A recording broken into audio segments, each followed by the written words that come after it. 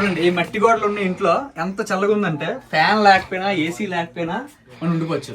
Main ఇంకోటి ఏంటంటే fan లేకపోయినా ఏసీ లేకపోయినా ఎలా ఉండిపోతున్నారా బాబు, దోమలు ఉంటాయి కదా అనుకుంటాం కదా. ఒకసారి కిందకి చూపించు.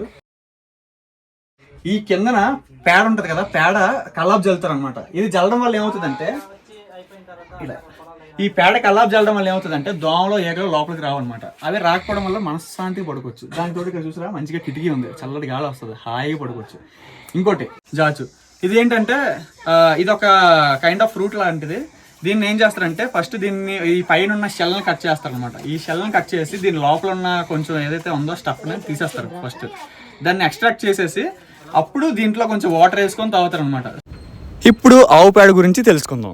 ఆవు పేడని మన భారతదేశంలో గౌరవించి పూజించి మరీ ఉపయోగిస్తారు. మన ఇండియన్ కల్చర్లో ప్రతి ఇంటి గడప ముందు, పొలాల్లో పంటకు ముందు ఈ ఆవు పేడ ఒక వ్యర్థ పదార్థాన్ని ఆర్గానిక్ ఫెర్టిలైజర్ల, సాయిల్ సెక్యూరిటీని, యాంటీ బ్యాక్టీరియల్, యాంటీ ఫంగల్ ఎఫెక్ట్స్తో ఇన్సెక్ట్స్ రిపెలెంట్ల హ్యూమన్ హెల్త్ని కాపాడుతుంది. అందుకే మన ట్రైబల్స్ ఇంటి ముందు కల్లాబులా జల్లుకుంటారు.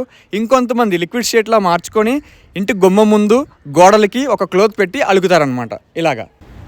సో దీనివల్ల దోమలు, ఈగలు, పురుగులు, బ్యాక్టీరియా అనేది ఎంటర్ కావు. స్వార్థపరులైన మనుషులు కారణం లేకుండా ఏ జీవిని పూజించరు. ఇందాక నుంచి చెప్తుంటే వింటున్నారు కానీ కనీసం తిన్నావా అని అడిగారా? అందుకే తినడానికి వచ్చాను.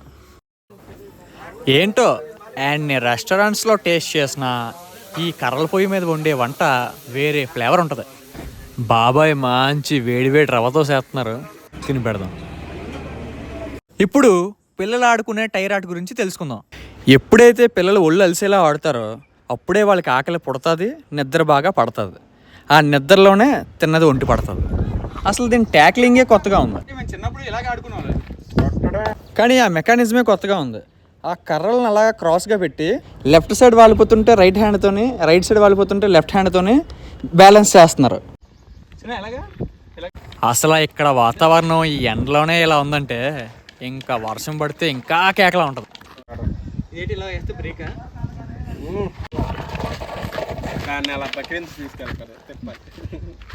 ఎలా కానీ అడగడానికి ఇదనే లెక్క తో హెర్రా ఏదంతో ఏదంతో హెర్రా అదిగా చూడు తీసుకెళ్తాడు. ఆ కర్రలు మూవ్ చేస్తున్నాడు లూజ్గా పెట్టి ఫ్రీగా. ఇప్పుడు అరకులో చేసుకున్న ఇటుకల పండుగ గురించి తెలుసుకుందాం.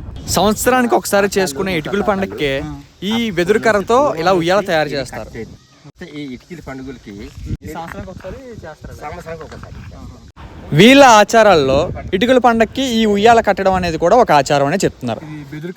ఇది వెదురు కర్ర సార్, గట్టిగానే ఉంటది. ఇది బెదురు కర్రతో చేసిన ఈ ఉయ్యాలని అసెంబుల్ చేయడం ఈజీ. సీరియల్ వేసుకుంటాం. ఇది ఇలా లాక్ చేసుకుంటారు. అంటే ఇది కిందకి పడకుండా ఇటు ఇటు ఆ బిజం తీస్తేమో ఆ కిందకి వస్తుంది ఈ చెక్క. ఇది కాస్తుందండి?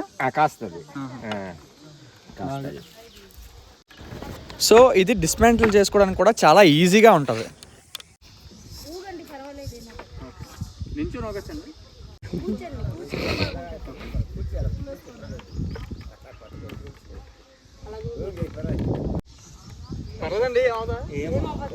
అసలు ఇటుకల పండుగ అంటే ఏంటి, ఇటుకల పండగకి వేటకి వెళ్ళి ఏం చేస్తారో తెలుసుకుందాం.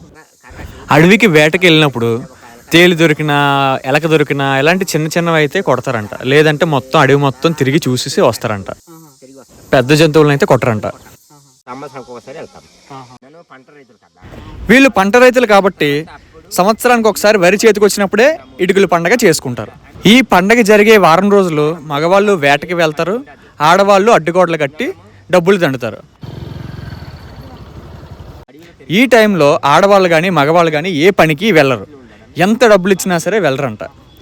ఇన్ఫ్యాక్ట్ మనం 100 రూపాయల పనికి 1000 రూపాయలు ఇచ్చినా సరే వాళ్ళు వెళ్ళరంట. ఎందుకంటే వాళ్ళ ఆచారం ప్రకారం ఆ పండుగని వాళ్ళందరూ కలిసి సెలబ్రేట్ చేసుకోవాలి అంతే.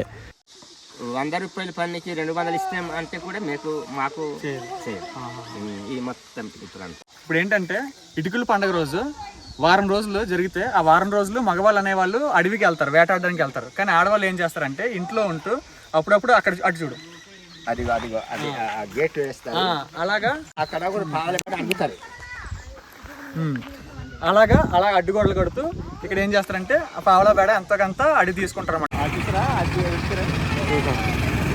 ఇక్కడ ఎవరిని ఇబ్బంది పెట్టి అడిగి తీసుకోరు, ఎవరు ఎంత ఇస్తే అంతే తీసుకుంటారు. తీసుకొని ఆ డబ్బులతోని ఒకేసారి పోగేసుకొని డబ్బులతో కాయగూరలు ఏవైతే పప్పు దినుసులు కొనుక్కొని అవన్నీ ఒకసారిగా పండుగ రోజున అందరూ పంచుకొని తినేస్తారు అంతే, గొడవ లేకుండా. ఇదే ఇటుకల పండుగ అంటారు. ఓకే, సరే. ఇందాక చెప్పుకున్నాం కదా, ఆడవాళ్ళు అడ్డుగోడలు కట్టి డబ్బులు దండుతారని. ఇదే ఫోర్స్ ఏం చేయరు, ఎంత ఇస్తే అంత తీసుకుంటారు.